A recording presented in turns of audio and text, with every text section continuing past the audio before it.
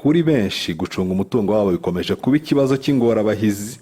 Amafaranga arabavamo ubutitsa, ntibazi icyo bakora ngo bagabanye umuvuduko asohokeraho, wenda bawuringanize cyangwa banawushyire munsi y'uwo yinjiriraho.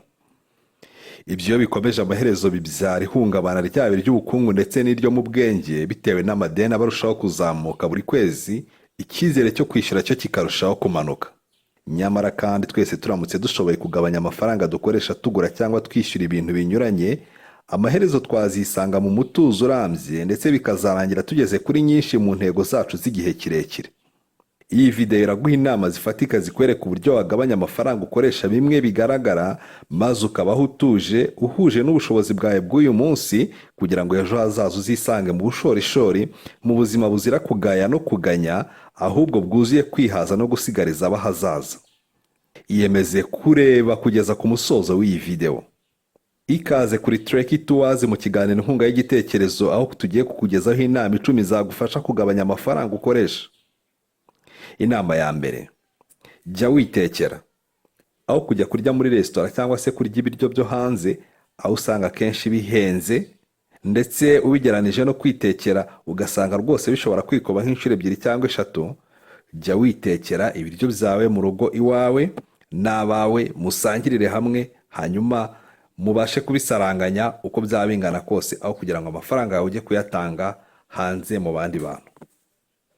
Uburyo bwa kabiri ushobora gukoresha kugira ngo ubashe kugabanya amafaranga ukoresha, ni ugufunga abonoma zose ushobora kuba ufite zitari ngombwa. Zishobora kuba zirimo abonoma za televiziyo, ukaba wazigabanya, wenda ukajya ureba televiziyo zireberwa ubuntu. Ndetse harimo abonoma zo muri gym cyangwa se ibindi bintu wiyandikishamo ukajya utanga amafaranga mu gihe runaka. Rimwe na rimwe ushobora gusanga hari abantu bafashe abonoma muri gym, muri piscine, ariko bakaba batabona umwanya uhagije wo kugira ngo bajye gukora siporo, ugasanga amafaranga agenda gutyo gusa. Izo abonoma rero nazo ushobora kuzikuraho, twogeyemo nk'ibijyanye na Netflix ndetse n'ahandi hantu umuntu ashobora kwiyandikisha amafaranga akajya amuvaho. Izo abonoma shakisha ukuntu uzifunga niba zidakenewe. Jya ukoresha transport ya rusange. Ubwo ni uburyo bwa gatatu wagabanya amafaranga.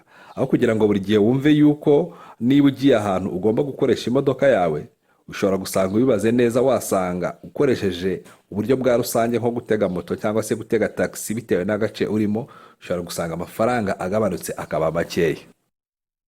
Nanone kandi ujye wirinda kwizirika ku mucuruzi umwe. Icyo ni icya kane.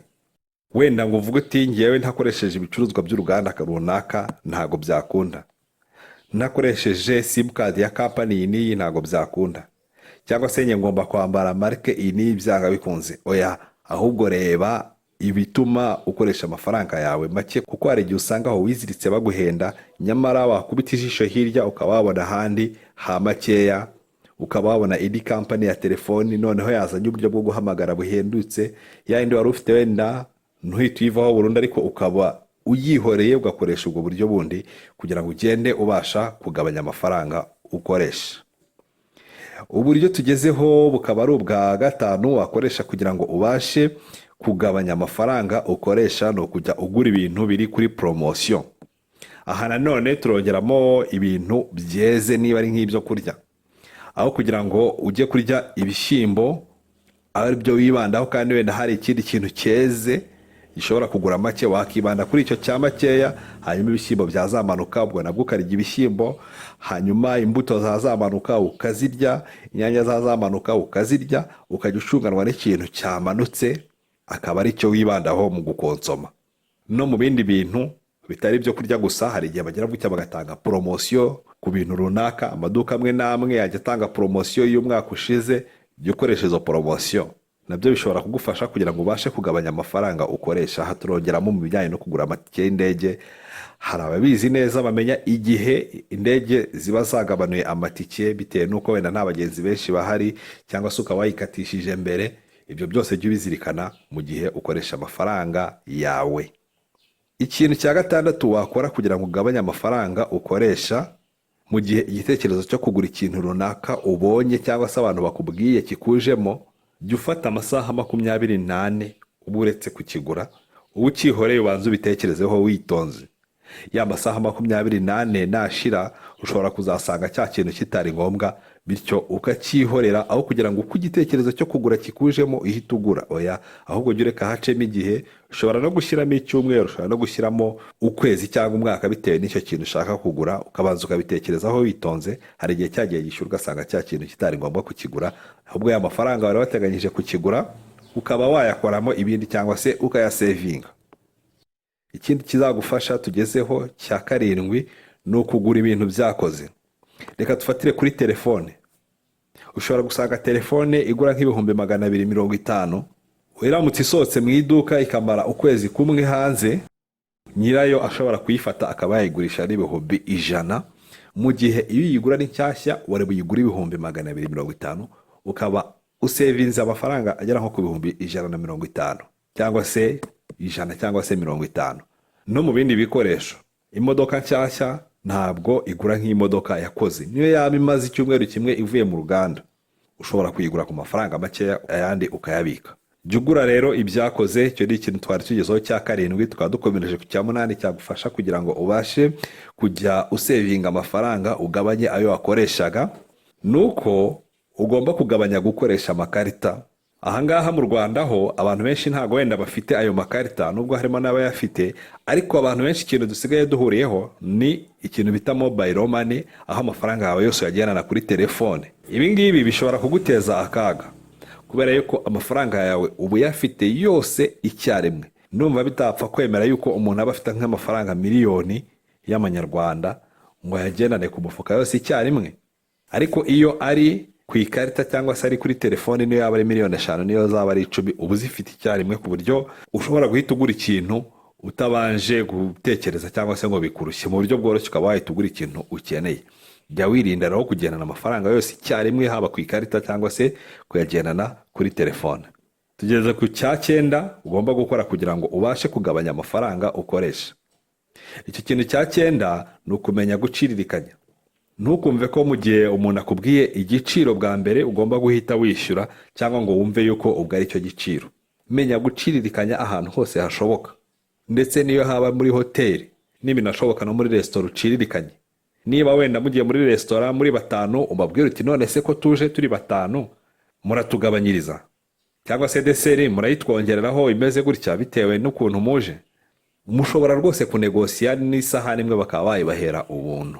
Ibyo biba bishoboka ahantu hose. Rero ntugatinye guciririkanya, ngo ubereke uti nimuramuka mubigenje gutya ndabigenza gutya. Hanyuma ahantu hose rero hashoboka bagusaba kwishyura amafaranga, jya ugerageza kubanza guciririkanya. No kuri interinete umuntu araciririkanya. Ujya gutumiza ikintu hanze ukabanza ukandikira nyiri icyo kintu, ukamwinginga ku mafaranga yari yashyizeho yanditseho, aragabanya. Ahantu hose rero ikaguciririkanya, ugabanyishe ukatuze. Bizatuma ukoresha amafaranga make. Hanyuma icyanyuma rero gisa nk'igitangaje ni uko ugomba kwirinda kugura ibintu bya make. Hari slogan numvishe ivuga ngo ibya make birahenda. Kubera iki? Iyo uguze ikintu cya make nacyo ubwo nyine kiba kitazaramba. Ngiye kubaha urugero. Mu myaka ishize nashatse kugura ipasi, hanyuma ngenda ngura ipasi y'amafaranga 12,000 by'amanyarwanda. Ngejeje mu rugo narateye, cyaciye nk'iminsi 2 nkajya mbona rwose ntitera. Nyisubije ku mucuruzi mubwiye ko ifite ikibazo, aranyigarama arambwira ati ubwo twaraguze byararangiye. Hashize igihe iyo narayibitse ngura iyindi y'ibihumbi nka 15, ariko nayo nta gihe cyashize ibirapfuye, njya kuyikoresha biranga, isigara ari amapiyesi. Izo pasi zose naziguze mu gihe kitageze ku mwaka umwe, zigera kuri 2. Nibwo nafashe umwanzuro ndagenda nafata 25,000, ndagenda ngura indi pasi nziza. Iyo pasi ndacyayifite, nyimaranye imyaka irenga 7, kandi ntaho iteganya kujya n'indi myaka 7 izongera iyimare. Urumva yuko mu gihe cy'umwaka umwe nabashije gutanga amafaranga agera ku bihumbi bigera kuri 25 ngura amapasi apfa. Iyo nkomeza muri uwo mujyi utekereza amapasi nari kuba amaze kugura. Ariko nafashe bya bihumbi 25 byose hamwe, byaguze amapasi 2, bigura ipasi imwe, hanyuma iyo pasi ibasha kuba imaze imyaka 7. Bikwereka ko rero kugura ibya make byanga bikunze urahendwa. Iyo uguze agatara ka makeya, hashira ukwezi kagashya ukagura kandi gatara ka makeya, kashyira amezi abiri kagashya. Ushobora gusanga ku mwaka wamaze kugura amatara menshi, mu gihe wari bushafate ayo mafaranga yose aguze utwo dutara ku mwaka ukayagura itara rimwe rizamara nk'imyaka 10. Ibya make rero birahenda, ntukajye ushaka kugura ibya make, kuko iyo uguze ibya make amafaranga yawe urimo uragenda uyajugunya umunsi ku wundi. Nubasha gukurikiza nyinshi muri izi nama, uzasanga uri kugenda usohoka mu madeni, utangire kujya usigaza, ugere n'ubwo uzajya usevinga, amaherezo uzaba ufite nayo gushora mu mishinga wajya kubona nk'inzozi. Twongeye kubasaba gukora subscribe, like na share. Murakoze.